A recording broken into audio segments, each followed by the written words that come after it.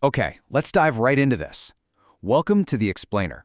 Today, we're doing something really fascinating. We are unpacking the profound emotional stages hidden inside a highly repetitive, deeply romantic lyrical text. Now, on the surface, this might just look like your standard love song, with phrases that just loop over and over. But as we map this out together today, you're going to see a highly structured, deeply psychological journey. We are going to track the anatomy of a love song, step by step, from the very first spark all the way to absolute total surrender. So listen to this line. I cry in my dreams. I love you. It's a lyric that immediately hooks us, right? It forces us to ask a pretty mysterious question. What actually happens to the human mind when love entirely takes over our waking and dreaming lives? I mean, we've all lost a little sleep over a crush, sure. But how does a person go from just living their everyday life to literally weeping in their sleep out of sheer emotion? Well, that is the exact journey we're decoding today. Which brings us to our first phase, the spark of love, or the awakening of emotion. The lyrics kick off with this thought. From your words, I came to know. And what is absolutely crucial to note here is the trigger itself. The text shows us that this massive, profound realization of love isn't triggered by some huge cinematic event. There's no grand sweeping gesture here. It's triggered purely by the subject's words. A simple conversation, a subtle interaction, and suddenly the narrator just knows. The spark is entirely intellectual and communicative before it becomes anything else. Now, what's really interesting about this slide is how it contrasts an immediate dual reaction to that initial spark. On one hand, you have the conscious reaction. In your love, I wrote a song. This is deliberate, right? It's intentional art. The narrator is awake, aware, and actively channeling their feelings into something real and tangible. But then, on the other side, we have the subconscious reaction. I cry in my dreams. And this is entirely uncontrollable. So right out of the gate, the source text establishes that this emotion is operating on two parallel tracks. You've got the conscious, creative daytime reality sitting right next to this helpless, overwhelming nighttime reality. Let's move to and see how this builds in Section 2, Dreams and Yearning. This is love's full invasion of the subconscious.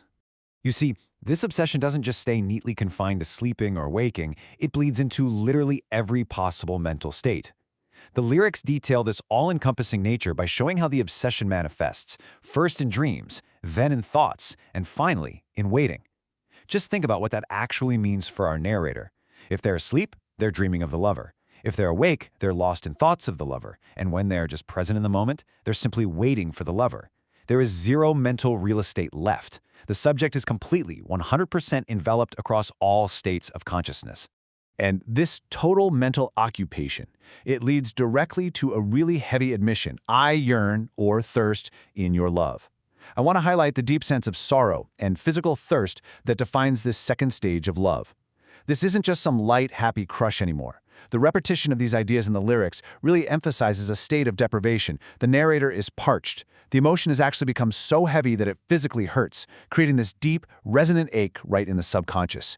And this brilliantly illustrates our next phase, the transformation of spring, the physical manifestation of love.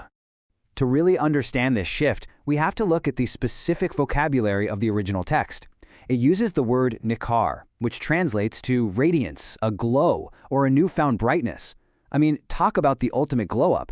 The lyricist is describing love not just as an internal feeling anymore, but as a literal, physical radiance brought on by the beloved. The darkness of crying in those dreams, it's suddenly replaced by this undeniable, visible glow. It's almost as if the sheer force of the emotion has physically altered the narrator's very presence. And that glow triggers something even larger, a concept called bahar, translating to spring or a season of blooming, joy, and profound revival. The lyrics tell us that the lover's radiance literally brings this spring.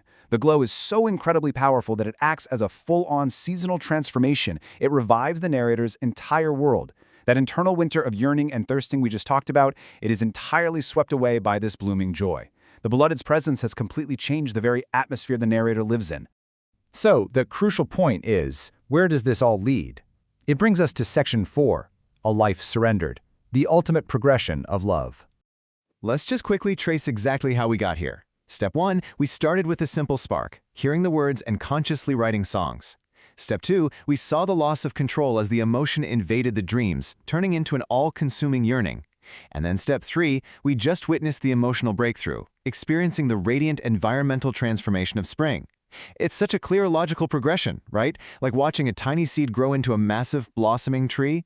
And that progression leaves the narrator with really only one possible conclusion. Living. Living is solely in your love. Notice the repetition of that word, living. By repeating the very word for existence, the text underscores a massive psychological shift. Existence itself is no longer an independent concept for them. To breathe, to wake up, to exist, it's all now entirely defined by and completely contained within the beloved. It is a complete and total surrender of the self to the emotion. There is simply nothing left outside of it. Which brings us to the final thought of this explainer. Amidst all this journeying, the source text actually pauses to ask its own rhetorical question. What kind of love is this? And honestly, after analyzing this incredible progression, from the spark of a few words to the literal surrender of someone's entire existence, we kind of have to ask ourselves the exact same thing. The text invites us to just marvel at the mysterious, overwhelming, and utterly transformative nature of this emotion. It asks us to look at the anatomy we've just mapped out together and wonder at the sheer power of human connection. So, what kind of love is this, indeed? I'll leave you to contemplate that one. Thank you so much for joining me for this explainer, and remember to keep questioning what lies beneath the surface of the words we hear every single day.